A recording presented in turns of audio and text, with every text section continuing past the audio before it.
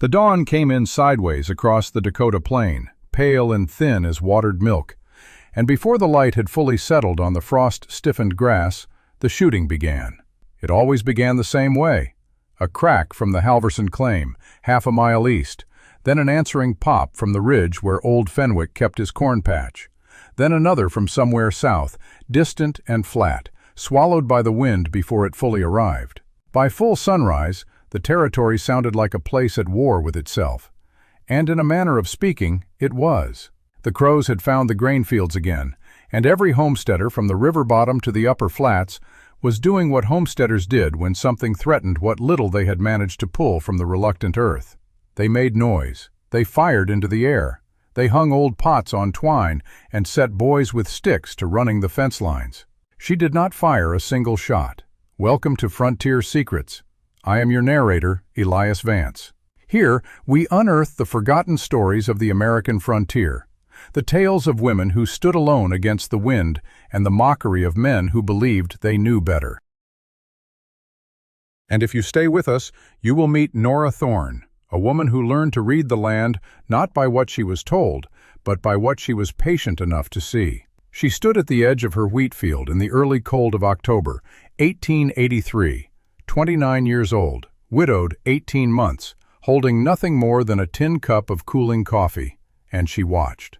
The crows came in a loose shifting mass from the northeast, maybe 60 or 70 of them, riding the upper air with an ease that seemed almost contemptuous of the noise below. They angled away from the Halverson claim the moment the first shot broke. They tilted wide around Fenwick's ridge. They tested the edges of the upper flats, circled once, and then, because hers was the only field sitting quiet, they dropped. She did not shout. She did not wave her arms. She watched where they landed first. She watched which birds led and which followed. She watched how they moved through the standing stalks. And she watched, very carefully, what they were actually taking. What she saw surprised her. They were not, as her neighbors furiously claimed, eating the wheat. Not primarily. They were hunting. Moving in short, purposeful hops through the rows, stabbing their beaks into the soil and the lower stalks, pulling up the pale, curled bodies of grubs and wireworms that had been working through her root system since summer. The wheat they disturbed, yes, the wheat they occasionally pecked, but the destruction her neighbors described, the wholesale stripping of a grain field, was not what she was watching. What she was watching was something else entirely. She had lost her husband to a fever that moved fast and showed no mercy. John Thorne had been a good man, steady and quiet, the kind of man who could fix a wagon wheel with a length of wire and a patient afternoon. He had died in the spring of '82, and Nora had stayed because the land was hers, properly filed at the county office in Vermilion, and she intended to keep it. She had planted that wheat herself, row by row, in April wind that cut like a blade. She could not afford to lose it. She also could not afford, she was beginning to understand, to be wrong about what was actually happening in her field. She went inside. She found a piece of brown paper and a stub of pencil. She began, in the careful handwriting of a woman who trusted what she could prove, to write down what she had seen. She wrote in columns the way her father had taught her to keep accounts. On the left side of the paper, she wrote what she had assumed. On the right side, she wrote what she had seen. The two sides did not match. Assumed: crows eat grain. Seen: crows hunting insects along the base of stalks, consuming grubs with deliberate efficiency. Assumed: crows damage root systems. Seen: root damage already present, likely weeks old. The work of something underground and unseen before the birds arrived. Assumed: the loss is caused by the birds. Seen: the loss may be caused by what the birds are eating. She set the pencil down and looked at what she had written for a long time. Outside, the wind moved over the prairie in its low, constant way, and the crows called to one another in voices that carried easily across the flat land. She was not a woman who came to conclusions quickly. Her husband had sometimes teased her for it, gently, saying she could study a problem longer than a preacher studies scripture. She had told him she preferred to be slow and right over fast and wrong. He had agreed eventually. He had agreed with most things eventually. She did not let herself stay in that thought. There was work to do. The following morning she rose before light and dressed in the cold and went out with a lantern to the edge of the wheat field. She had brought with her a small trowel, an old coffee can with a lid, and the piece of brown paper folded into her apron pocket. She waited until the sky began to gray, then set the lantern down and began to dig. She did not dig far. 3 inches down in the first spot she tried, she found them. Wireworms, thin and amber-colored as copper wire, coiled in the dark soil. She put 6 of them in the can. She moved 10 paces along the row and dug again. More wireworms. In one small patch of ground, she counted 11 before she stopped counting. She straightened her back and looked out across the field. The wheat stood in its rows, most of it still upright, still green gold in the early light. It looked, to an untrained eye, like a healthy crop. But she had been watching the stalks near the ground, watching the way certain plants had that faint yellowing at the base that meant the root had been interrupted, that something had been at work below where she could see. She had assumed drought. She had assumed the alkaline patches that showed up sometimes in Dakota soil. She had never thought to look for something living. She carried the coffee can back to the cabin and set it on the table. She pried the lid and looked at the wireworms for a while, then put the lid back on. She sat down and picked up the pencil. She added a 3rd column to her paper. This one she labeled simply, Questions. The first question she wrote was, how many are there, and how deep do they go? The second was, do the crows know something I don't? She did not sleep well that night. The coffee can sat on the table, and she left the lantern burning low beside it. Not because she needed the light, but because there was something unsettling about leaving the thing in the dark. As though the darkness might somehow give the wireworms room to become something larger in her imagination. She lay on the cot and listened to the wind move across the prairie. That long Dakota sigh that never fully stopped. And she thought about roots. She thought about what a root does. It is not a passive thing. It reaches, it seeks, it pushes through compacted soil and around stones. It finds water where water seems unlikely. A root is a kind of intelligence, slow and wordless. And something had been interrupting that intelligence, cutting it off at the source, and she had not known to look. In the morning, she went back to the field before the dew had lifted. She did not bring the coffee can. She brought a short-handled spade and a strip of burlap she could fold into sections. She chose a row near the eastern edge, one of the rows where she had noticed the faint yellowing at the stalk base. And she began to dig carefully, methodically, the way she had learned to do most things on this claim, not with speed, but with attention. The wireworms were not random. That was the first thing she understood. She had expected to find them scattered the way any soil pest might be, spread thinly and evenly the way trouble usually spread. Instead, she found concentrations. In some sections of the row, the soil was clean, the roots intact and pale, and reaching in every direction the way healthy roots should. In other sections, separated sometimes by only a few feet, the soil was riddled. She lifted clods and found 4, 5, 6 of the slender, copper-colored larvae in a single handful of earth. She laid the infested clods onto the burlap and studied the pattern. There was a pattern. She could see it once she stepped back and looked at the row as a whole, rather than section by section. The infested areas corresponded almost exactly to the low spots, the places where water had stood after the spring rains, before it drained away. She had not thought those low places were a problem. The water drained, the soil dried, the wheat went in. But something had been in the soil before the wheat. She folded the burlap carefully and carried it to the edge of the field.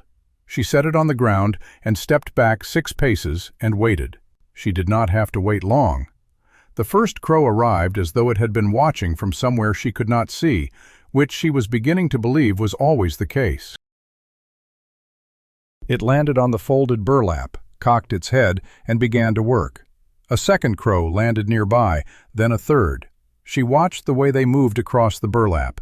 Not frantic, not competing, but systematic. Almost deliberate, each bird covering ground the others had not yet touched. She pulled the pencil from her apron pocket and began to make notes. The notes she made were rough at first, just scratches, symbols she invented on the spot because she had no system yet. A small circle for where a crow landed, a line tracing its path, a dot where it stopped and pecked. She used the back of an old seed receipt, the paper soft from being folded too many times, and she wrote small so it would last. What she noticed within the first 10 minutes changed the shape of her thinking entirely. The crows were not eating grain. There was no grain on the burlap. What they were finding was something underneath, or something drawn to the surface by the heat of the folded cloth sitting in morning sun. She moved closer, slowly, the way she had taught herself to move around them, weight shifting without sound, breath held at intervals. The crows did not flush. They had grown accustomed to her. Or perhaps they had simply decided she was not worth the energy of alarm. She knelt at the edge of the burlap and looked at what they had left behind. Tiny excavations no deeper than a fingernail, and in several of them, the pale, curved bodies of grubs. She sat back on her heels and let the understanding settle. The low spots in the field, the places where water had pooled and then drained. Those were exactly the conditions that certain beetles preferred for laying eggs. The eggs overwintered in the soil. The grubs hatched in spring, worked through the root zone, and weakened the wheat from underneath. By the time the plant showed trouble above ground, the damage had already been done. The crows had not been eating her wheat. They had been eating what ate her wheat. She looked down the row again with entirely new eyes. All summer she had assumed the birds were a threat to be managed, driven off, outwitted. Every farmer she knew assumed the same. Shots fired at dawn, figures made of old clothes stuffed with straw and mounted on poles, wires stretched above the rows to confuse low flight. All of it designed to keep the crows away. All of it, she now understood, removing the one living thing that had any practical interest in clearing the soil of the very pest that had been quietly ruining her yield for years. She did not yet know how many years. That question sat heavy in her. She picked up the burlap, refolded it, and moved it 20 feet down the row, directly over the next section of thinning wheat. She set it down flat, smoothed the edges, and stepped back. The crows followed. Not immediately, but within minutes.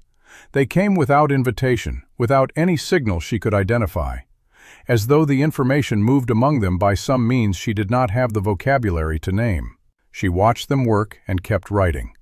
By noon she had covered both sides of the seed receipt and started on a folded corner of her apron hem with a stick dipped in the ink she kept for marking sacks. The picture was becoming something.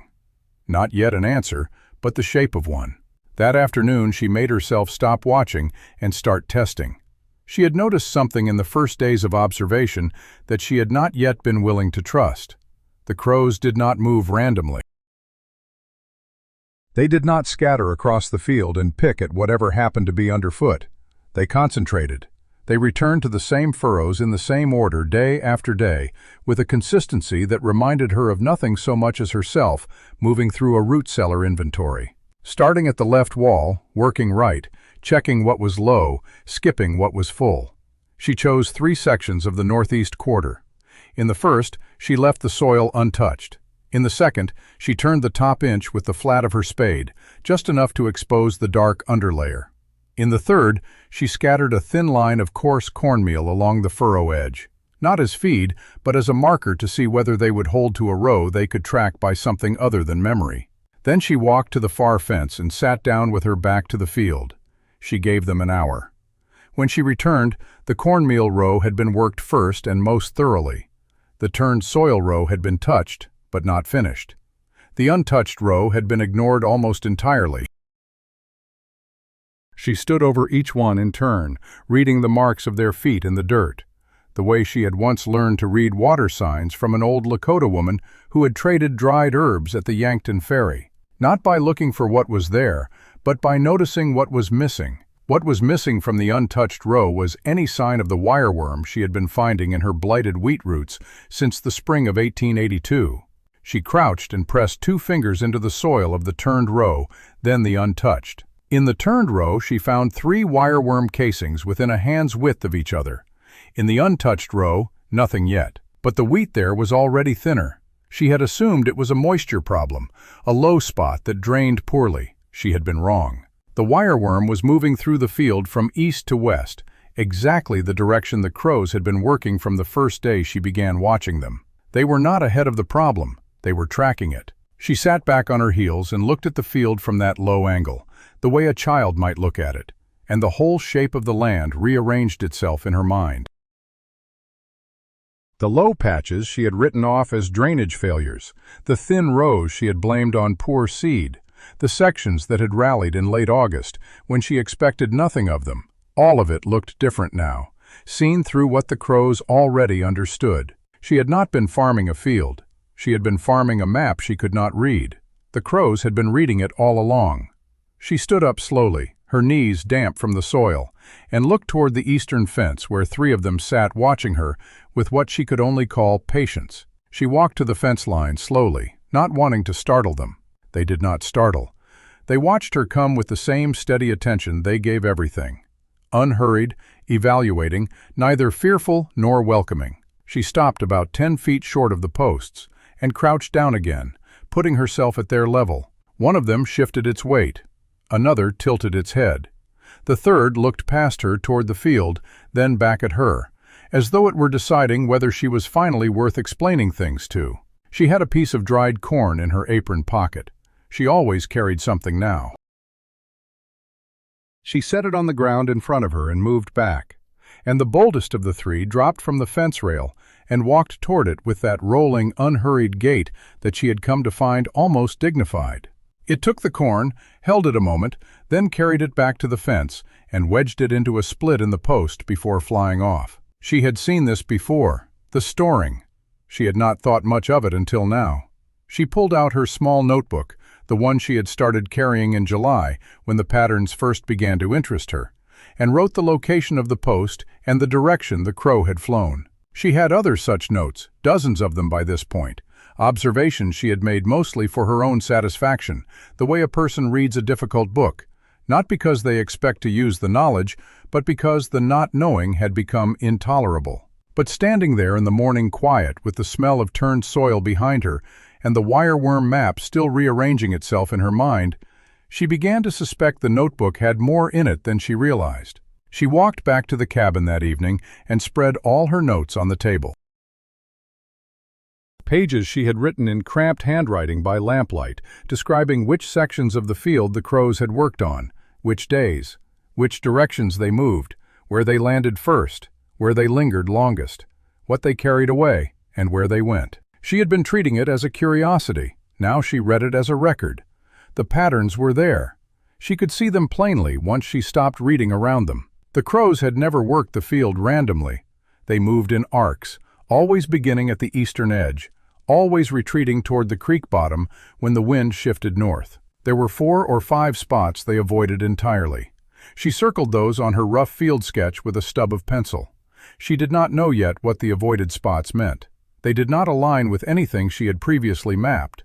Not the old fence lines buried under the sod, not the wet seasons she remembered, not the rows she had seeded late. They were their own category, unmarked on any record she held. She stared at the sketch for a long moment. Then she looked out the dark window toward the field she could not see, but knew was there, waiting. She would have to walk those spots in the morning. She was out before full light. The field still gray and soft-edged under a sky that had not yet decided what color it meant to be. The grass along the path to the east edge was heavy with dew, and by the time she reached the first marked spot, her boots were soaked through, and her skirt hem clung dark against her ankles. She did not mind. She had walked wet ground enough seasons that the cold had become simply information, not discomfort. The first spot she had circled sat roughly 15 paces in from where the grain began. She crouched and pressed both palms flat against the soil. It looked like the ground around it, same color, same surface crust. She pressed harder and felt it. The faint give beneath her palms, a soft resistance that was not quite solid. She stood and brought her heel down firmly. The sound was wrong. Not hollow exactly, but dampened in a way that dry packed earth was not. She went back to the barn for a long iron rod she used to probe for buried stones before turning new ground. She returned and pushed it slowly down into the first spot. It went easily, too easily, and at roughly 18 inches met something that was neither stone nor hardpan, but gave with a slight compression before holding. She pulled the rod out and examined its tip. Dark, wet. She brought it to her nose. Decay, slow rot, not recent. She moved to the second circled spot. She walked it the same way, pressing, listening with her feet, then driving the rod carefully down. The same give, the same depth, the same dark, faintly damp tip when she withdrew it. By the third spot, she understood the shape of what she was finding, though she did not yet know what it meant for the grain. If these forgotten stories of the frontier speak to your heart, subscribe to Frontier Secrets and stay by the fire a little longer. Something old lay under those places, organic matter far enough below the surface that it had been compressing slowly for years, perhaps decades, pulling the soil above it into a condition that looked healthy but was quietly failing.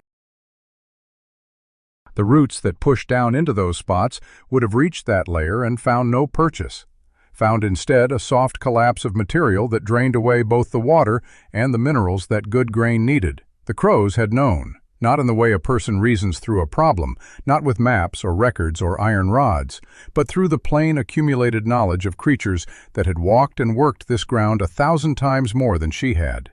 They had learned those spots were poor. Whatever insects or seeds they found in the surrounding soil, those spots yielded less, supported less life, so they avoided them. They had been reading the field all along. She stood in the middle of her wheat ground and looked slowly across the full span of it, reorienting everything she thought she had understood about the year's yield and the years that had come before it. The field was not failing in the places she had assumed. It was failing in the places she had ignored. She needed to understand what was down there before she could begin to fix it. She went back to the cabin that evening with soil on her hands and a clarity in her mind that felt almost uncomfortable. The way sudden light feels uncomfortable after a long time in a dim room. She set the iron pot on the fire and stood at the small window, looking out at the darkening field while supper heated, going over in her mind what she knew and what she still needed to find out. She knew where the crows avoided. She had mapped it well enough over weeks of careful watching. The southwest corner, near the old drainage line. The strip running east along the lower reach. The patch near the center where the soil had always looked darker than the rest, but never behaved as dark soil should. She knew the approximate shape of those zones. What she did not know was their depth, their composition, what had made them what they were, and whether they could be changed or only worked around. The next morning she borrowed a long iron rod from the neighbor 2 claims over, a quiet older man who asked no questions when she explained she needed to probe her field. She started at the edges of the good ground and pushed the rod into the earth at regular intervals, noting how far it went before it met resistance, noting the feel of the resistance itself, whether it was clay or hardpan or something looser and wetter than it should have been. She worked the full morning this way, walking in slow parallel lines, kneeling to pull the rod free, moving forward, kneeling again. In the crow-avoided zones, the rod told a different story than she had expected. In 2 of the 3 areas, the resistance came early and then gave way into something soft and waterlogged well below the surface. Old material, she thought. Decayed organic matter held in a pocket with nowhere to drain. Not poisoned ground, drowned ground. Water that came in during the spring thaw and had nowhere to go, sitting below the root zone, starving the roots of air. The third patch was harder, a layer of cemented material, almost like pale stone, that stopped the rod entirely at about 14 inches. Whatever tried to grow there hit a ceiling. She sat back on her heels in the late morning light and looked at what she had found. 2 of the 3 zones might be helped with drainage. A narrow cut to move the standing water toward the lower end of the claim, toward the creek draw to the south, might be enough to dry those pockets out over time. It would mean work with the spade. It would mean the better part of 2 weeks, probably, digging alone. But it was the kind of problem that had a solution if you were willing to open the ground and let it breathe. The third patch was harder to think about. She left it for later and began measuring out the line where the drainage cut would have to go. She marked the line with a length of twisted cord stretched between 2 stakes, running from the northernmost wet pocket south-southwest toward the low crease of the creek draw. It was not a straight line. Straight lines were for men who had not yet walked their land carefully enough. She had walked this ground through every season now, and she knew it tilted in a long, shallow arc that only revealed itself when the snow melted and the water found its own path. She followed that path. The drainage cut would follow it too. She began digging the next morning before the light was full. The spade work was slow, as she had known it would be. The upper layer of sod came away in dense, fibrous blocks that smelled of roots and old grass and something faintly mineral, the particular cold smell of ground that had been holding moisture too long. Below the sod, the soil was darker, heavier, and it clung to the blade. She set a rhythm and kept it. Lift, turn, step. Lift, turn, step. Letting the work move through her body rather than fighting it. The crows watched from the cottonwood at the field's edge. Two of the older ones, the ones she had come to recognize by the slight raggedness of their tail feathers, descended once and walked the fresh-turned furrow behind her as she moved, picking through the loosened earth for whatever the spade brought up. She did not mind the company. By the end of the third day, she had the cut running 40 feet.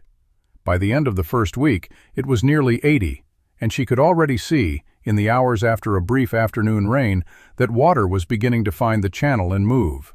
A slow seep at first, almost invisible, but it was moving. The ground at the near edge of the first wet pocket looked fractionally less gray than it had the week before. The second pocket was closer to the old fence line, and the digging there was harder. More clay, less give, a layer of roots from a long-dead stand of brush that required the mattock as well as the spade. Her hands were stiffening by evening now, and she soaked them in warm water from the kettle before sleep. There was no complaint in this. There was only measurement. How much done, how much remaining, what the ground was telling her as she opened it. On the 9th day, she connected the two cuts into a single continuous channel running south to the creek draw, and she stood at the lower end and waited. The afternoon was clear and still. After a time she heard, rather than saw, the first thin thread of water moving along the bottom of the cut. A sound like a whispered word, like something the ground had been trying to say for years and had only now found its voice. She crouched and listened to it for a long time. That water did not announce itself. It came as water always comes to dry ground, slowly, humbly, without ceremony. But by the following morning it had widened its thread, and by the end of the week it ran clear and steady along the full length of the cut, pooling gently at the low spots before continuing south toward the draw. The first wet pocket filled to an inch, then 2. The sedge at its edges, which had been brown and brittle through the summer, began to show a faint green at the base. Not much, not yet, but unmistakably alive. She watched the crows discover it within 2 days. They came in the early morning, 5 of them, picking their way along the channel edge the way they picked along everything. Methodical, unhurried, turning small stones, testing the softened mud with their beaks. She stood at the cabin door with her coffee and observed them and did not move. She had learned by now what their investigation meant. They were reading the ground the way she read it, looking for what had changed, cataloging what was new. What they found over the weeks that followed was a corridor. The channel edges stayed damp and soft long after the surrounding field went hard. Beetles came, then earthworms, drawn up by moisture, then the small brown moths that laid eggs in loose soil. The crows did not simply visit the channel. They patrolled it, working from north to south in the early morning and south to north in the late afternoon, cleaning as they went. By the second season, she was finding far fewer cutworm clusters in the rows nearest the channel than in any other part of the field. She marked this in her ledger without excitement, the way she marked all of it.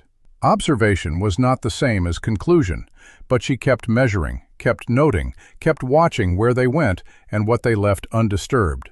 By the 3rd year, what she had built was not simply a drainage channel, it was an agreement. The land ran wetter in the right places and drier in the others. The crows kept their corridors. The grain came in fuller than it had in the years before.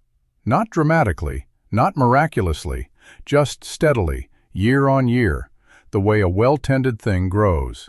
Her neighbors still asked her how she managed it. She told them what she always told them. Watch longer before you decide what something is. She told them the crows had taught her more about her own soil than any almanac. She told them that patience, applied with precision, was its own kind of tool. One that cost nothing and wore out only if you set it down. And in the mornings, when she walked the channel's edge, and the blackbirds moved ahead of her and behind her in the pale early light, she felt not pride exactly, but something quieter and more durable. The sense of a life fitted carefully, honestly, to the ground it stood on. The fourth spring came early that year, and with it came Silas Brickman. He arrived on a Tuesday morning, riding a sorrel mare that had gone thin in the ribs over the winter, and he did not dismount when he reached her fence line. He sat the saddle and looked at her field with an expression that was meant to be pitying, but landed somewhere closer to contempt. She was on her knees at the edge of the drainage channel, checking the water flow with her bare hand, and she did not stand when he spoke. She looked up, squinting into the sun behind his shoulder, and waited. He shifted in the saddle and spat tobacco juice into the grass. He said, "I see you still got them birds." She said nothing. She could feel the weight of the pause stretching between them, and she let it stretch. He said, "You know they're eating you out of house and home, don't you?" "I've been watching from my upper field. They come in every morning, thick as flies.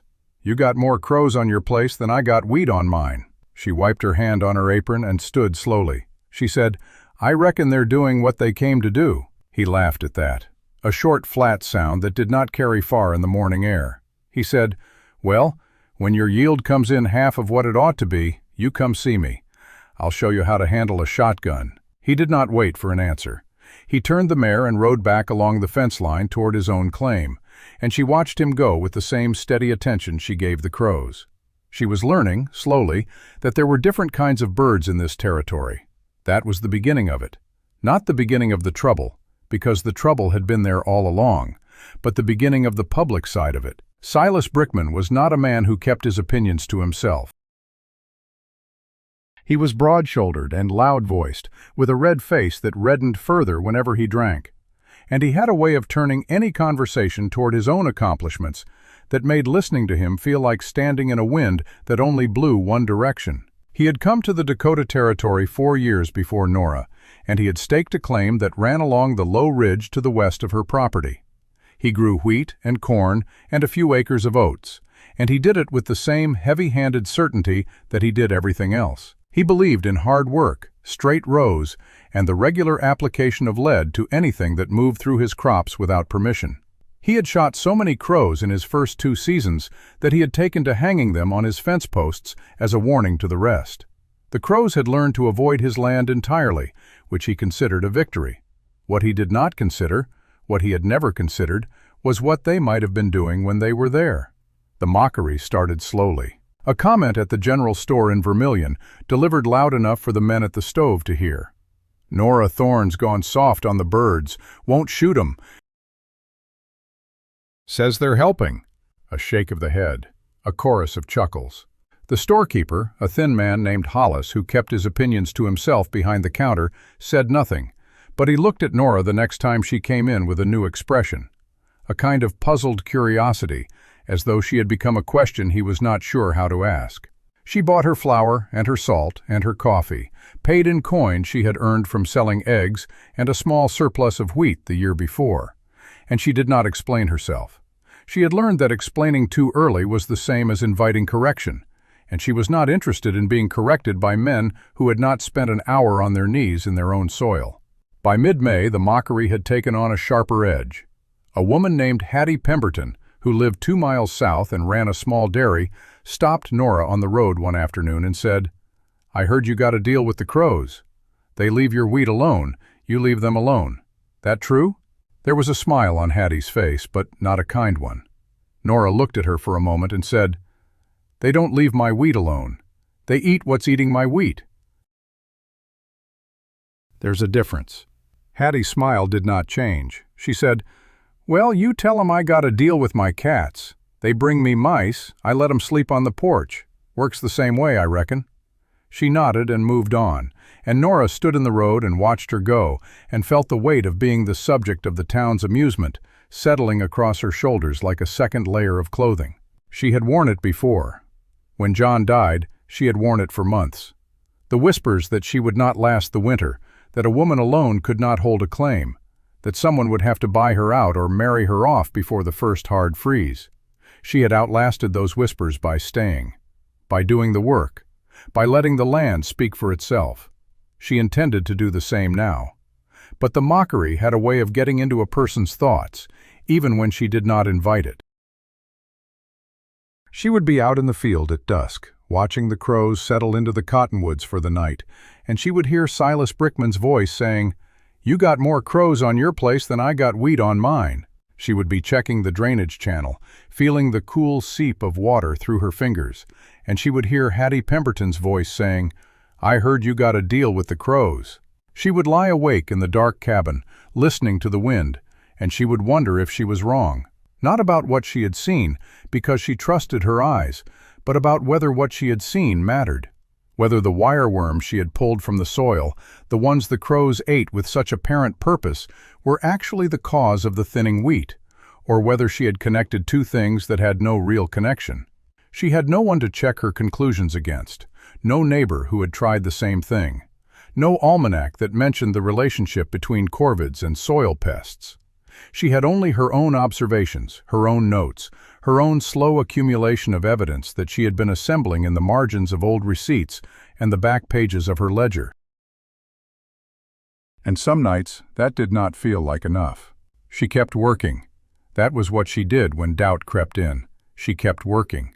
She deepened the channel another 6 inches in the section where the water had been moving slowest. She built a small brush dam at the lower end of the cut, not to stop the flow, but to slow it, to let the water spread wider before it reached the draw. She widened the damp margin along the channel edge by breaking the sod and turning it, creating a strip of looser soil that invited beetles and worms, and the small, crawling things that the crows followed. She watched the crows adjust. They came earlier now. They stayed later. They brought their young, which she had not seen before. 3 gangly, speckled juveniles that followed the adults through the field with the uncertain steps of creatures still learning what to eat and what to avoid. She watched them learn. She watched them fail at catching grubs, watched them pick up pebbles and drop them, watched the adults correct them with sharp, impatient calls. There was a schoolyard quality to it that she found unexpectedly moving. They were teaching, passing down something that had been learned, not inherited. She wrote that in her notebook, too. Juveniles taught by adults, knowledge transferred, not instinct alone. This is not simple behavior, this is culture. June came hot and dry. The kind of heat that did not arrive slowly, but settled over the prairie like a lid being put on a pot. The sky stayed pale and hard. The wind blew from the south, hot and constant, and the grass bleached to a straw color by the middle of the month. The crows began arriving earlier each morning, not to work the field, but to drink from the channel. She watched them line up along the edges, dipping their beaks and lifting their heads, the water catching the light and running down their throats in visible pulses. They had found the only reliable water on her claim, the only place where the summer heat had not yet pulled the moisture back into the sky. And they were not the only ones. She began noticing tracks in the soft mud along the channel in the mornings. Rabbit tracks, the small, sharp prints of field mice. Once, a set of larger tracks that she could not identify until she saw the coyote itself. 3 mornings later, a thin, dusty animal that came to the channel just before dawn and drank with the same desperate focus as everything else. She watched it from the cabin window, standing very still, and she felt a strange kinship with it. They were all looking for the same thing: water, survival. A place that had not yet turned against them. The heat wave broke in the 3rd week of June, not with rain, but with a wind shift.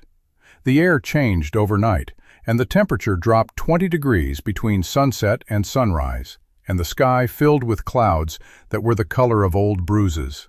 It looked like rain. It smelled like rain. The whole territory held its breath and waited. And then the wind shifted again, and the clouds broke apart without releasing a single drop, and the heat returned worse than before. Silas Brickman lost his temper that afternoon. She heard him from her field, a full half-mile away, shouting at something. His mule, probably, or his hired hand, or God himself. The sound carried across the flats in a way that human voices did in that country when there was nothing to stop them. She did not go to the fence line to look. She had work to do. But she felt the pressure in the air, the way the heat had begun to feel thinner, more volatile, like something that might snap. And she knew, with the kind of certainty that came from living in the same place long enough to learn its moods, that something was about to change. She was right.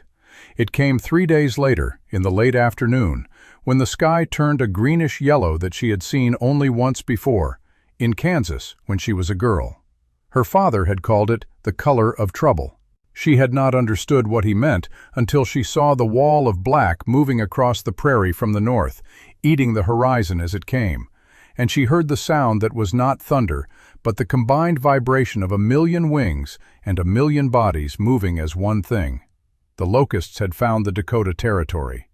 She stood in the dooryard and watched them come, and she thought about everything she had built, the channel, the partnership she had formed with the birds, the careful, patient work of learning to read the land, and she thought about whether any of it would survive the next 12 hours. She did not go inside. She did not cover the well. She stood where she was and watched the leading edge of the swarm cross the Halverson claim, watched the grain field there vanish under a dark, shifting blanket that crawled and seethed and made a sound like 1,000 fires burning at once. The Halversons had been shooting at crows all spring. The crows had stopped coming to their land entirely, and now the locusts were descending on ground that had no defense. She thought of her own field. She thought of the crows. She had never seen a crow eat a locust, but she had seen them eat every other insect that moved through her soil.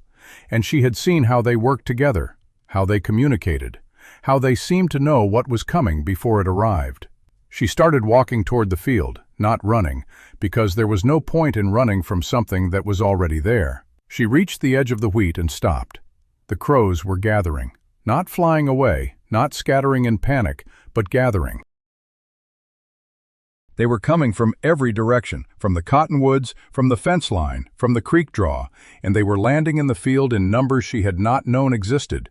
50, 100, more. They spread across the rows in a formation that looked deliberate, spaced roughly evenly, each bird facing north toward the approaching swarm.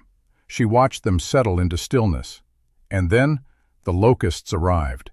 The first wave hit the far edge of her field like a wall of moving dirt. The sound rose to a roar that she felt in her chest. The light dimmed, and then something happened that she had not expected.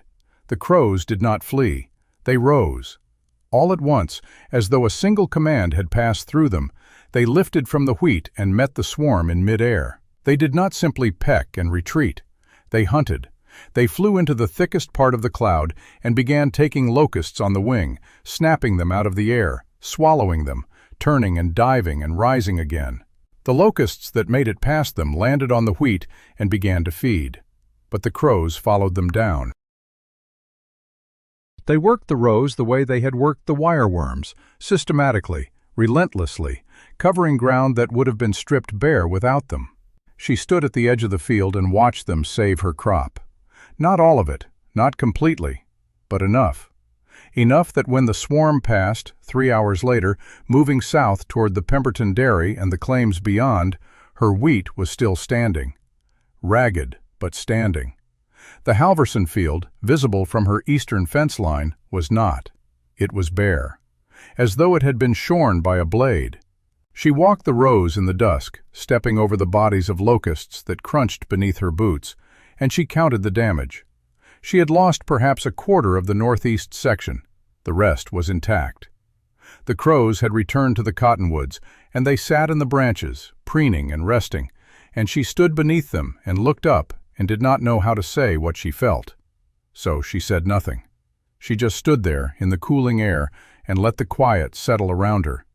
And she thought about Silas Brickman, who had shot every crow he could reach. She thought about his field, west of hers, which she had not been able to see from where she stood, but which she already knew in her bones was gone. She did not feel satisfaction. She felt something heavier, the weight of having been right, and the loneliness that came with it. The crows stirred in the branches above her, and one of them called out into the darkening sky, and she listened to that single note hang in the air long after it should have faded. and she knew that the worst was not over. The locusts would be back, or the drought would return, or something else she could not yet name would rise out of the ground and test what she had built. But she also knew, with a clarity that felt like a physical thing, that she was not going to face it alone. She was going to face it with the birds. The morning after the locusts, the prairie looked like a battlefield after the fighting had moved on. The sun rose clear and indifferent, and the light fell on a landscape that had been scraped thin. The Halverson field stood bare, the stalks broken and chewed to stubs, the soil showing through in pale patches where nothing remained to cover it. The Fenwick corn patch was worse. The stalks had been snapped at the base by the weight of the insects, and the ears lay scattered on the ground, each one hollowed out, the kernels gone. Fenwick himself stood at the edge of his field, with his hands at his sides, not moving, not speaking, just standing, as though the act of standing was all he had left. Nora saw him from a distance as she walked the fence line between their claims, and she did not call out. There was nothing to say that would help. She turned and walked back to her own field, where the wheat still stood, and she began the work of assessing what the locusts had left her. The northeast section had taken the worst of it. About a quarter of that quarter was gone, eaten down to the ground. But the rest of the field had survived, ragged and yellowed at the edges, but intact. The crows had held the line. She could see where they had been most active, the rows where the locust bodies lay thickest, crushed underfoot and left to dry in the sun. The birds themselves were quiet that morning. They sat in the cottonwoods along the creek draw, resting, their feathers ruffled and loose, and they did not descend to the field when she arrived. They had done their work. Now they were recovering. She left them alone. She had been working for about an hour, pulling the dead locusts out of the wheat so they would not rot and attract mold. When she heard the horse coming, she did not need to look up to know who it was. The weight of the gait, the particular creak of saddle leather, the way the rider did not slow down when he reached her gate but pushed through it without dismounting. Silas Brickman. He rode directly into her field, which was a violation of common courtesy, if not of law, and he stopped about 20 feet from where she knelt. His face was the color of raw meat. His jaw was tight. He sat the horse and looked at her field, and she watched him take in the standing wheat, the intact rows, the evidence that something on her claim had survived while his had not. He looked at it for a long time. Then he looked at her. He said, "How?" It was not a question. It was an accusation.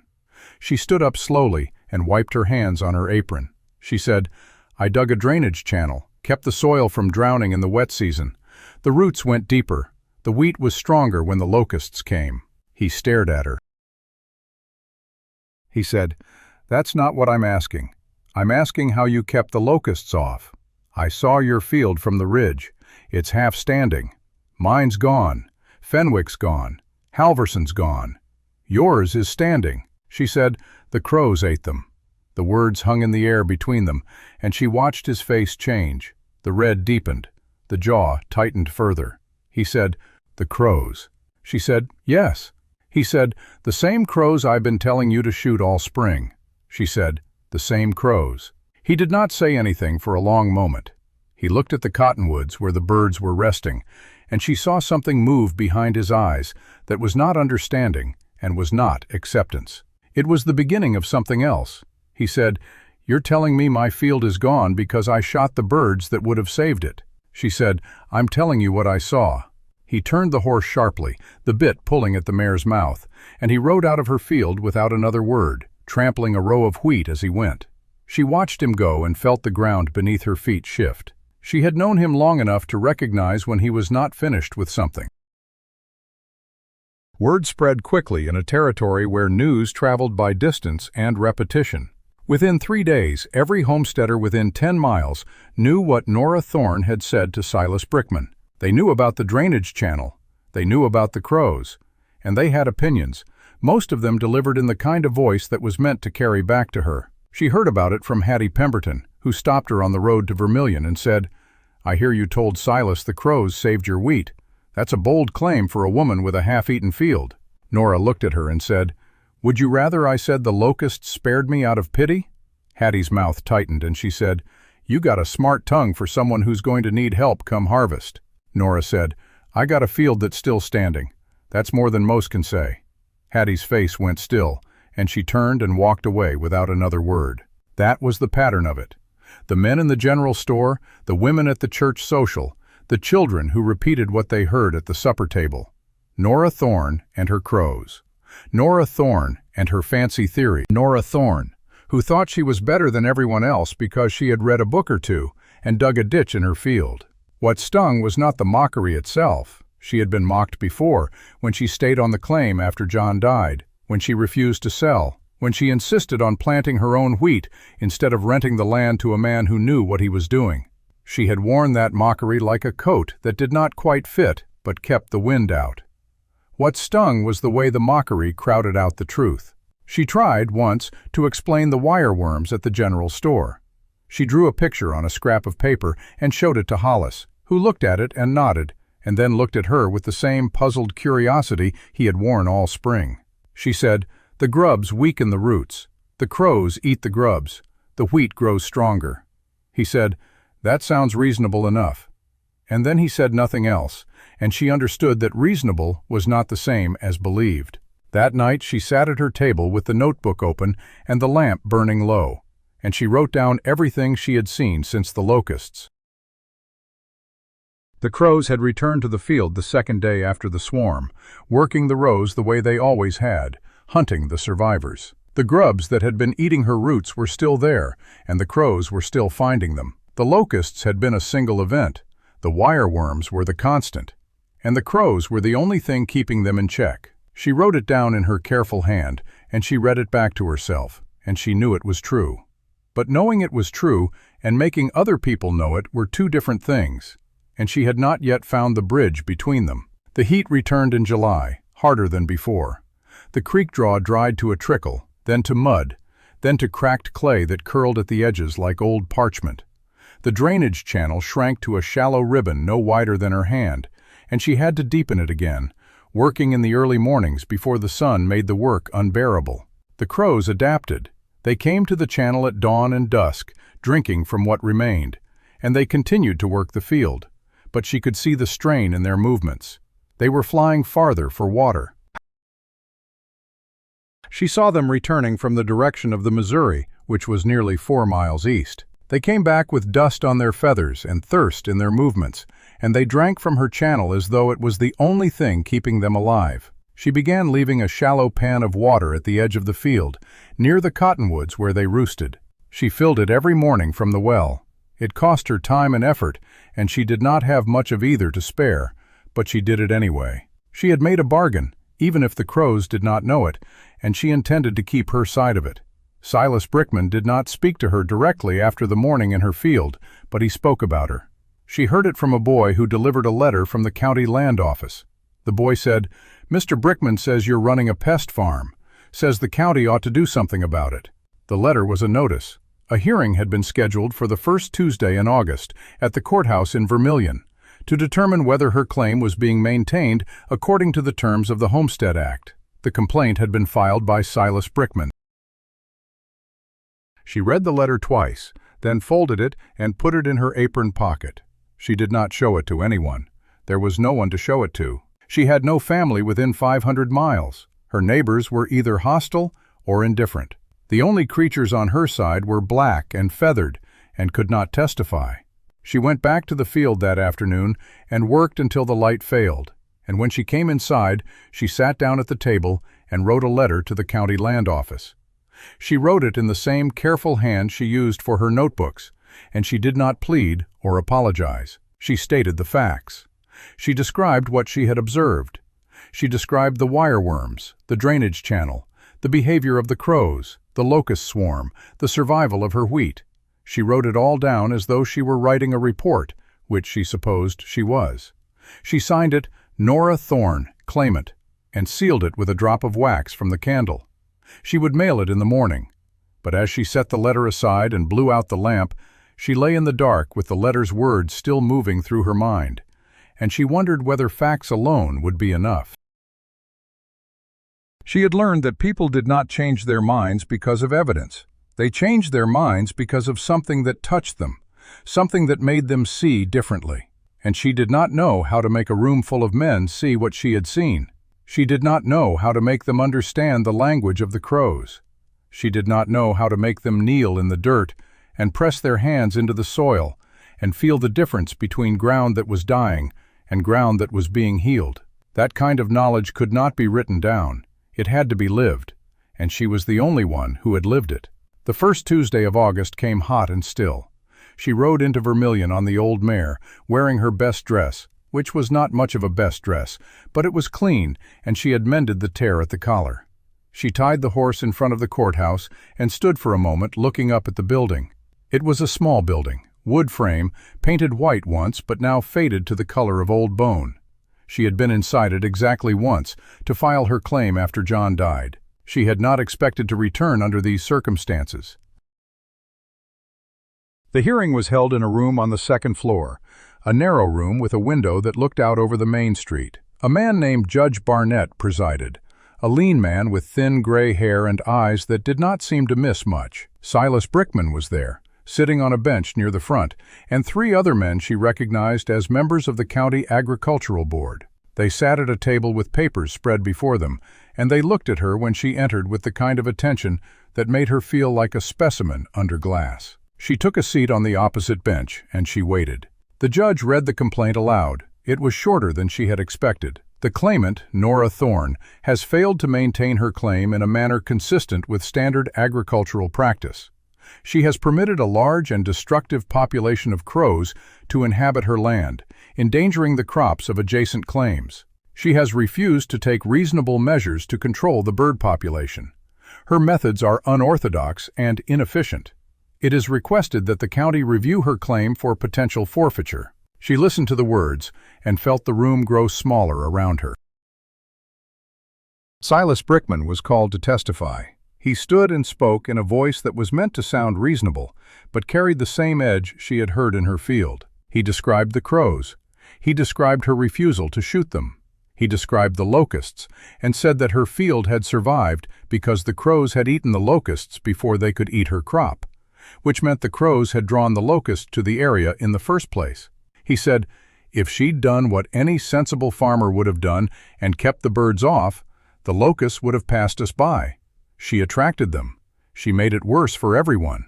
He sat down, and the judge looked at her and said, Mrs. Thorne, do you have anything to say in response? She stood up.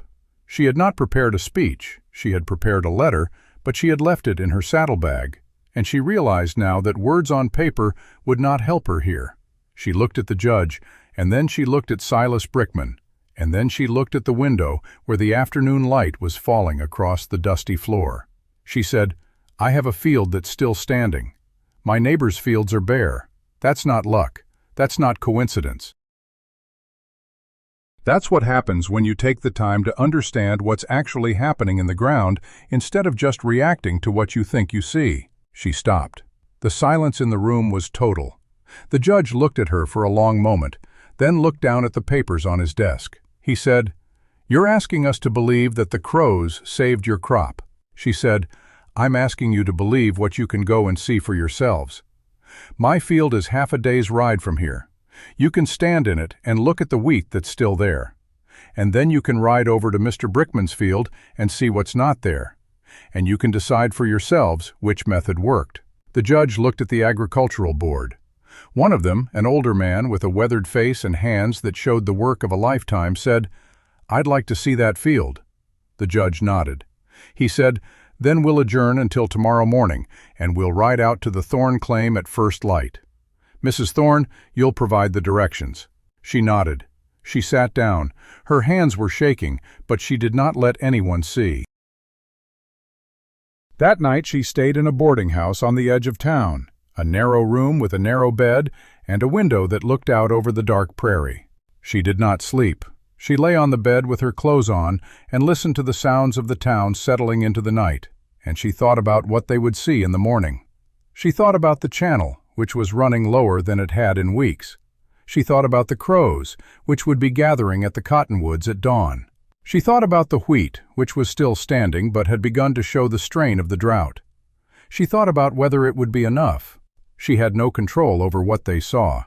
She had only what she had built, and she had to trust that it would speak for itself. And she thought about Silas Brickman, who had lost everything and did not know why, and she felt something that was not pity and not satisfaction, but something between them, a kind of sorrow for the things that people destroyed when they did not understand. She turned on her side and looked at the window and watched the stars move slowly across the glass, and she waited for the morning to come. The morning came gray and close, the kind of morning that promised heat before the sun had fully risen. Nora was at the courthouse steps before the others arrived, the old mare tied to the same rail, and she stood with her hands folded and watched the street come to life. The judge arrived first, walking from a boarding house 2 blocks down, and he nodded to her without speaking.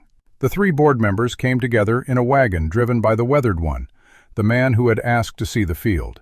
His name, she learned, was Alden.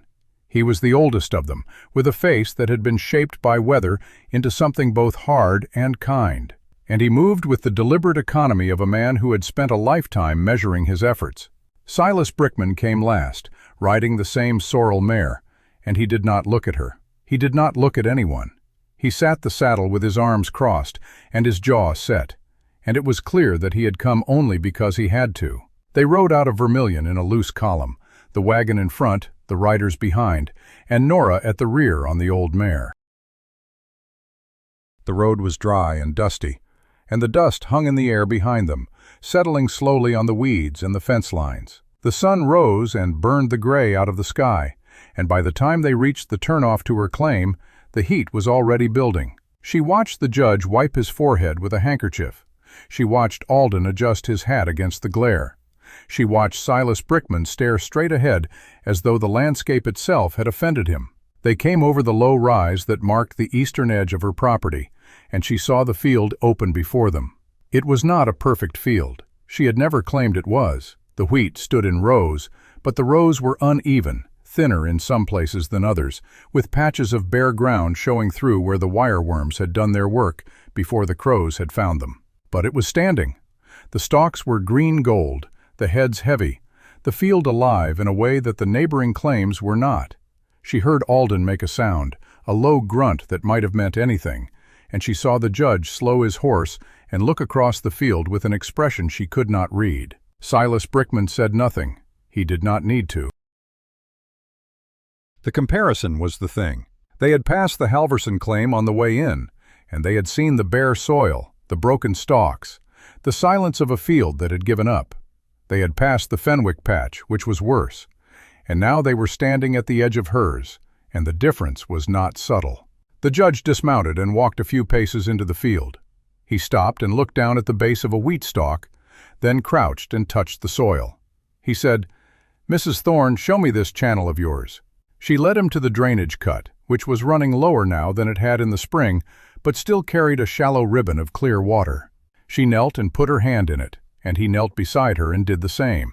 He said, "You dug this yourself?" She said, "Yes, sir." He said, "How deep?" She said, "About 3 feet at the deepest, tapering to 2 at the ends. It follows the natural slope of the land. The water collects in the low spots during the wet season, and the channel moves it out before it can drown the roots." He stood and looked along the length of it, and she watched his eyes trace the line from the upper field down toward the creek draw. Alden had come up behind them. He said, "The roots go deeper when they don't have to fight standing water. I've seen it before, though not often. Most folks don't have the patience to dig a channel by hand." The judge said, "And the crows?" She led them to the cottonwoods, where the birds were beginning to stir in the morning light. They sat in the branches in their quiet formations, watching the visitors with the same steady attention they gave everything. Nora said, "They eat the grubs that eat the roots. They've been doing it all season. When the locusts came, they ate those too. They're not a pest, they're a crop protection." The judge looked at the crows, then back at the field, then at Silas Brickman, who had stayed on his horse at the fence line and had not come any closer. The judge said, "Mr. Brickman, would you care to take a look?" Brickman said, I've seen it before. It's a fluke.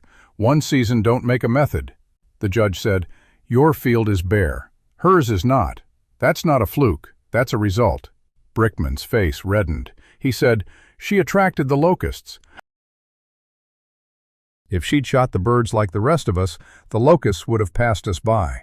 Alden spoke then, his voice quiet but firm. He said, "The locusts came from the north. They hit the Halverson claim first, and the Halversons had been shooting crows all spring. If the crows attracted them, they'd have landed there. They didn't. They kept moving until they found a field where the noise stopped. They followed the silence." There was a long pause. Brickman looked at Alden, then at the judge, then at Nora, and she saw something in his face that she had not seen before. It was not surrender. It was the beginning of a dawning awareness that he had made a mistake, and that mistake was costing him everything, and he did not know how to undo it.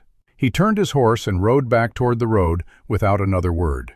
The judge looked at Nora. He said, "The hearing will reconvene in Vermilion at 4 o'clock this afternoon. I will take what I have seen into consideration. Mrs. Thorne, you are welcome to attend."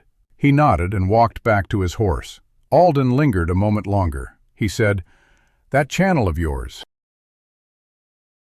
"How long did it take?" She said, "9 days of digging, plus the maintenance through the summer." He nodded. He said, "I know a man who tried something similar in Nebraska. He did it with a plow, not a spade. The water found the cut and widened it over the winter. By spring, it was a dry creek bed. He doubled his yield the next year." He paused, and then he said, "You did it by hand. That's something." He walked back to the wagon and climbed in, and they drove away down the track, leaving her alone in the field with the crows settling back into the wheat behind her. She stood at the edge of the channel and looked at the water moving slowly through it, and she thought about what Alden had said. She thought about the man in Nebraska, and she wondered whether he had faced the same mockery, whether he had been called a fool, whether he had stood in front of a room full of men who had decided what they believed before they had seen the evidence. She thought about Silas Brickman, riding back to his bare field, and she tried to feel something other than the tired satisfaction of being proven right. She could not quite manage it. She did not go to the afternoon hearing. She had said what she needed to say. She had shown what she needed to show. The rest was up to men in a room with a window that looked out over a dusty street, and she had no desire to sit in that room and watch them decide her fate. She stayed in the field. She deepened the channel another few inches where the water had slowed. She checked the wheat for signs of new grub activity and found none. She sat on the edge of the cottonwood grove with her notebook and wrote down what she had seen that morning, the way the judge had crouched and touched the soil, the way Alden had known about the Nebraska man, the way Silas Brickman had ridden away with his shoulders set in a line that was new. She wrote it all down because that was what she did. She recorded, she measured, she made a record of the world as it was, not as she wished it to be. And then she closed the notebook and looked at the sky, which had begun to change. The clouds were building in the west, tall and white at the tops and dark underneath, the kind of clouds that meant rain was coming if they held together. She watched them for a long time, measuring their movement against the horizon, and she decided that they would hold. The wind was shifting. The air was growing thick and still. She stood and walked back to the cabin to put the tools away, and she thought about what would happen if the rain came. The channel would fill, the roots would drink, the wheat would finish its season strong, and she would have a harvest worth more than she had hoped. She thought about what would happen if the rain did not come. She thought about that too. But she did not let it settle. She had learned that worry was a poor investment, and she had no capital to waste. The rain came. It started just before sundown, not with a dramatic crack of thunder, but with a shift in the quality of the light, a darkening that seemed to come from everywhere at once. The first drops fell large and widely spaced, leaving dark circles in the dust of the dooryard. And then the sky opened, and the rain fell in sheets, steady and heavy and patient. She stood at the cabin door and watched it. The sound of it on the roof was the best sound she had heard in months. She went out into it after a few minutes, not caring that she would be soaked, and she walked to the edge of the channel and watched the water rise.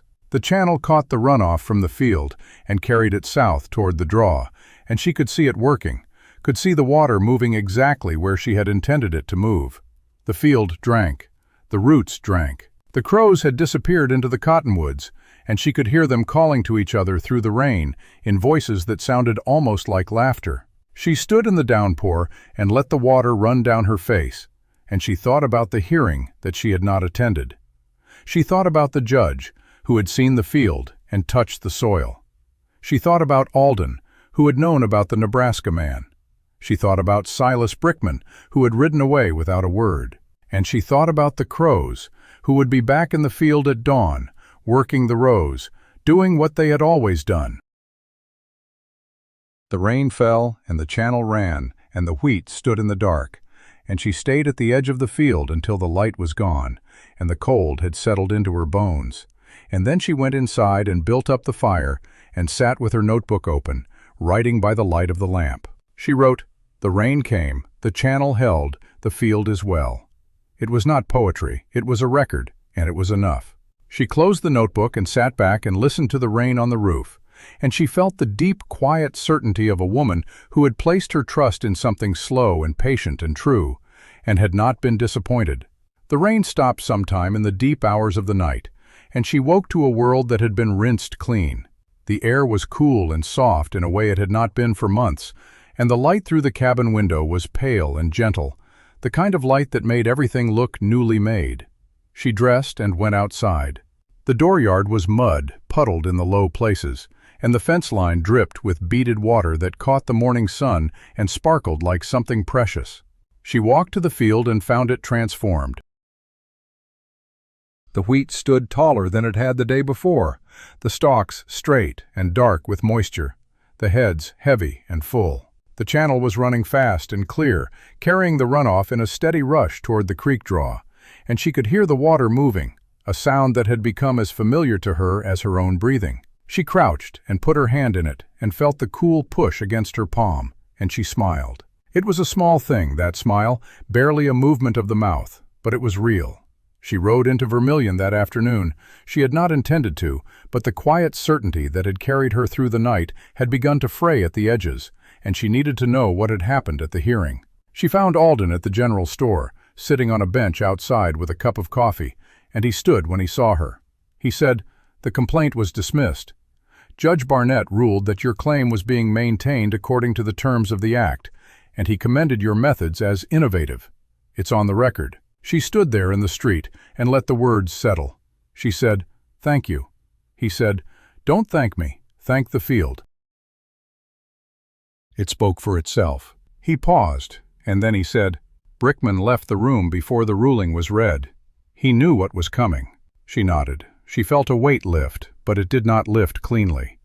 There was still something heavy lodged beneath it, something that had to do with the look on Brickman's face when he had seen her field. She bought a few supplies and rode home, and she tried to let herself feel the victory. But the victory felt incomplete, like a door that had been opened only part way. The community's reaction was not immediate, but it came. Over the following week she had visitors. The first was a man named Yancey, who had a claim 2 miles east, near the river bottom.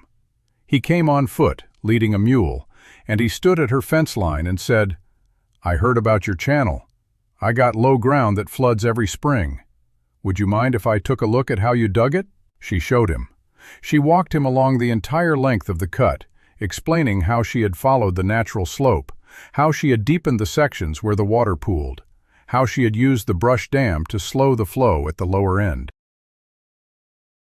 He listened without interrupting, and when she was done he said, "I'll be." He nodded and walked back to his mule, and she watched him go and understood that he would be digging his own channel before the week was out. The second visitor was a woman named Etta, whose husband had died the previous winter, leaving her with a claim and 2 small children. She came in a wagon, and she brought a loaf of bread as a gift. She said, "I heard about the crows. I got a field that's been thin for 2 years, and I can't figure out why. I've been shooting at everything that moves, but maybe I've been shooting the wrong things." Nora gave her a piece of paper with a drawing of a wireworm and instructions for how to find it. She said, "Look for the yellowing at the base of the stalk. Dig 3 inches down. If you find these, leave the birds alone." Etta took the paper and folded it carefully into her apron pocket. She said, "My husband used to say that a woman alone couldn't make a claim work. But you did, and I reckon I can too." She smiled, And Nora smiled back. And it was the first time in months that she had felt connected to another person in that way.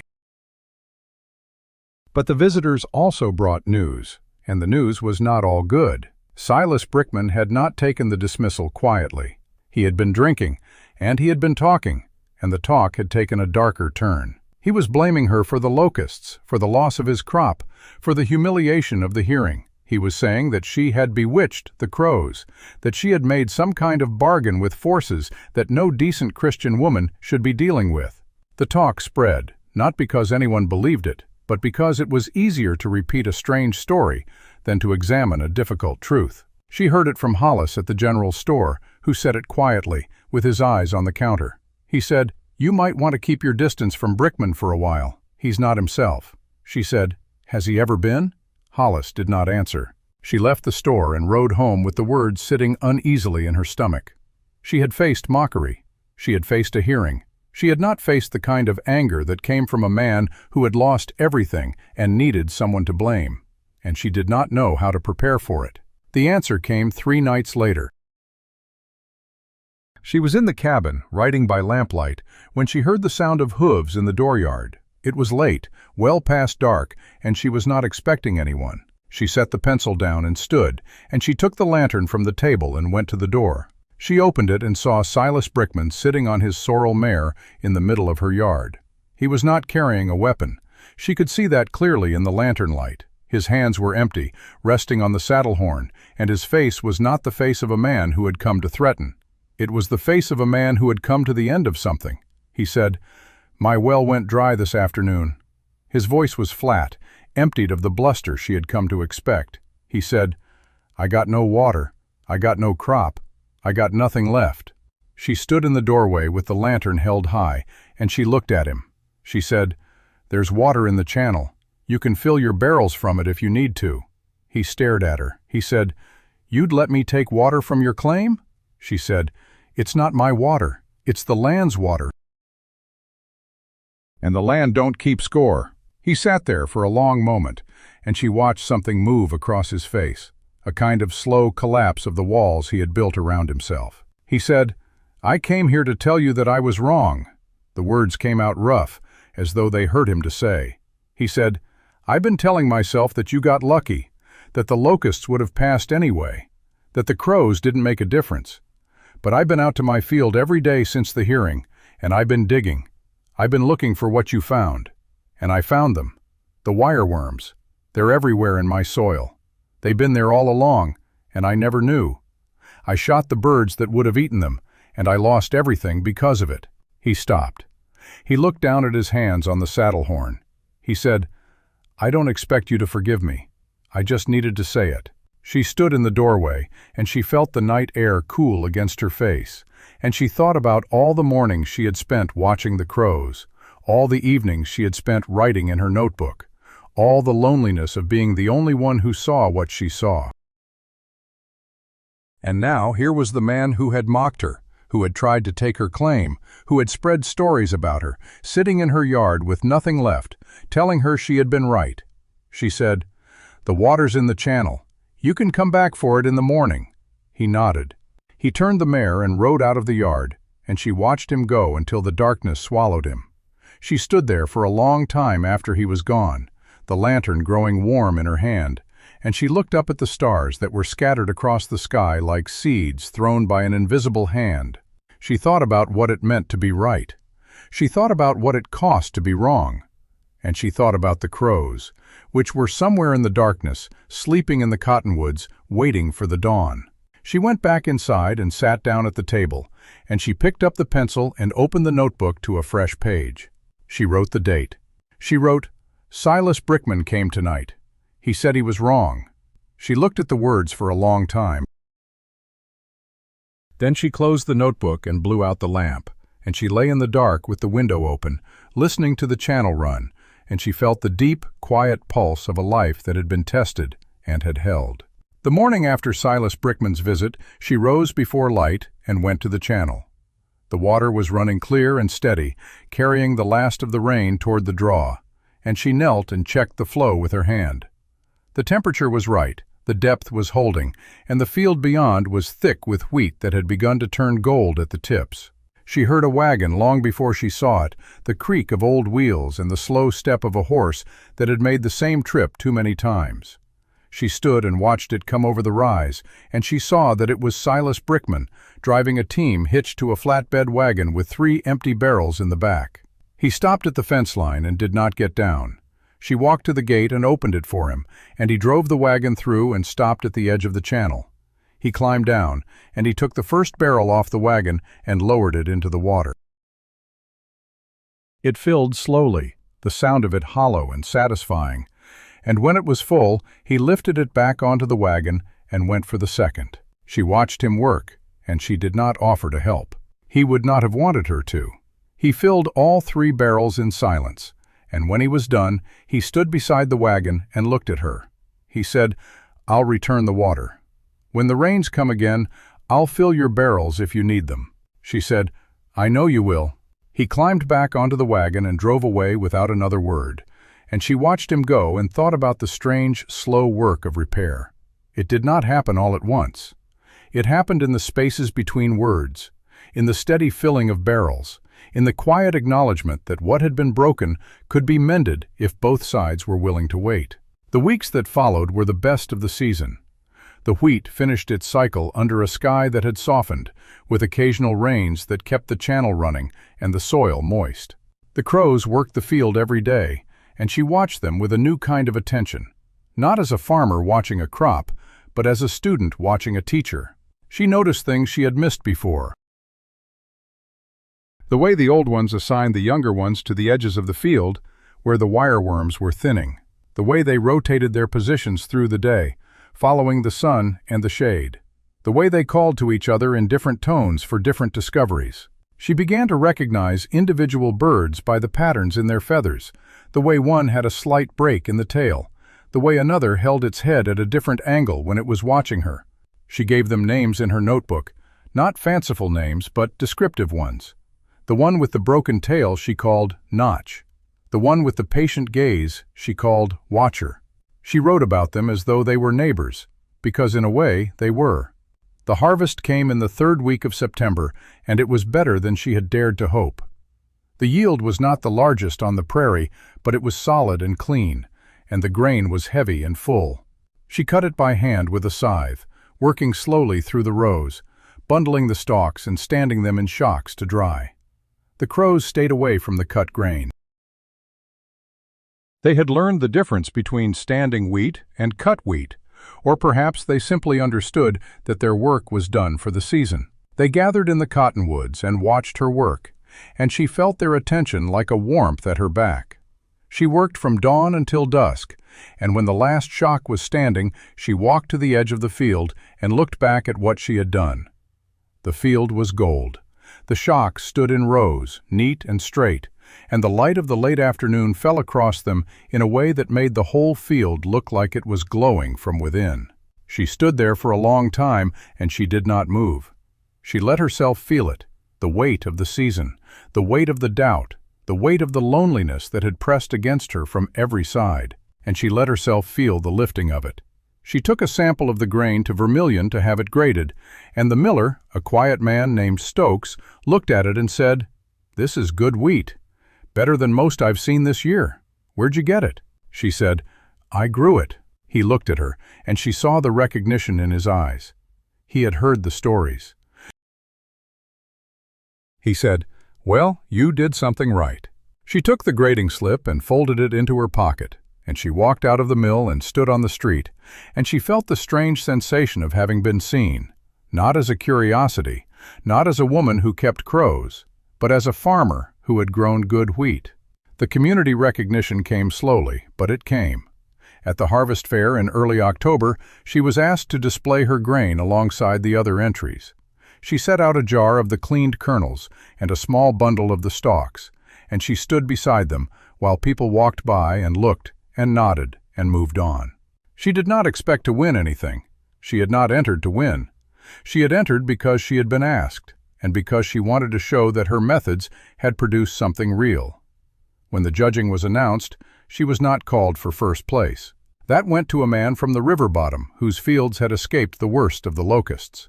But the judge, a county agricultural agent named Purdy, paused at her table and picked up the jar and examined it closely. He said, "This is the thorn wheat, isn't it?" She said, "Yes, sir." He said, "I've heard about your methods. I'll be interested to see what you do next year." He set the jar down and moved on, and she understood that he was not dismissing her. He was acknowledging that she had earned his attention. That was enough. The moment that changed everything came 2 days later, at the close of the fair. A small crowd had gathered in the town square for the final announcements, and Silas Brickman stepped onto the platform. He was not supposed to speak. There was no speech scheduled. He simply walked up the steps and stood at the edge of the platform until the crowd noticed him and quieted. He looked out at the faces, and she saw him take a breath. The kind of breath a man takes before he does something he does not want to do. He said, "I got something to say." The crowd went still. He said, "Most of you know what happened to my crop this year. It's gone. I lost nearly everything, and I spent a lot of time blaming other people for it. I blamed the locusts. I blamed the weather. I blamed a woman who lives east of me, Nora Thorne, for keeping crows on her land and drawing the locusts in." He paused. She could see his hands gripping the edge of the platform. He said, "I was wrong." The words hung in the air, and she heard a murmur move through the crowd. He said, "Nora Thorne's field survived because she understood something I didn't. She understood what the crows were doing. She understood that the ground underneath us has more going on than we see.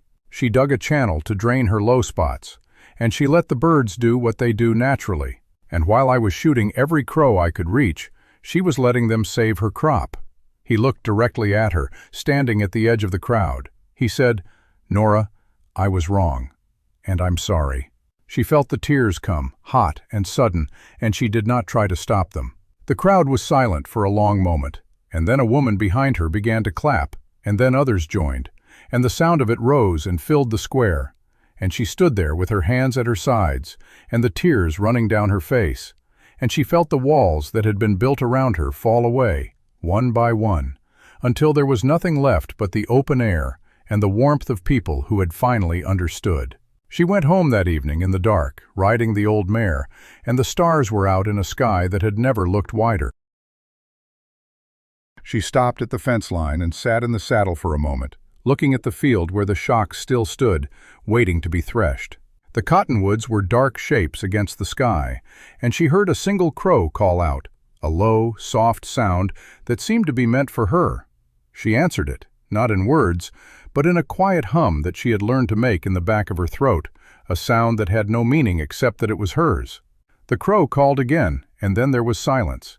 She dismounted and walked to the edge of the channel. The water was running low now, but it was still moving, still doing its slow, patient work. She knelt and put her hand in it, feeling the coolness, the steady push against her palm. And she understood that she had built something that would outlast her. The channel would carry water long after she was gone. The crows would work the field long after she had stopped watching. And the wheat would grow, season after season, because she had taken the time to learn what the land was trying to tell her. She stood and walked to the cabin, and before she went inside, she stopped and looked back at the field one more time. The moon was rising, silver and thin, and the light of it fell across the shocks, and she thought about how small she was, and how much she had done. She went inside and built a fire and made a cup of tea, and she sat at the table with her notebook open to a blank page. She picked up the pencil and wrote a single line. "The crows taught me to see." She set the pencil down and closed the notebook, and she sat in the quiet of the cabin, listening to the wind move across the prairie, listening to the water move through the channel, listening to the dark and the stillness and the deep, patient pulse of the land that had finally, after all this time, become her home. This is Elias Vance, and you have been listening to Frontier Secrets. Subscribe and step back in time. The frontier hides more than it shows.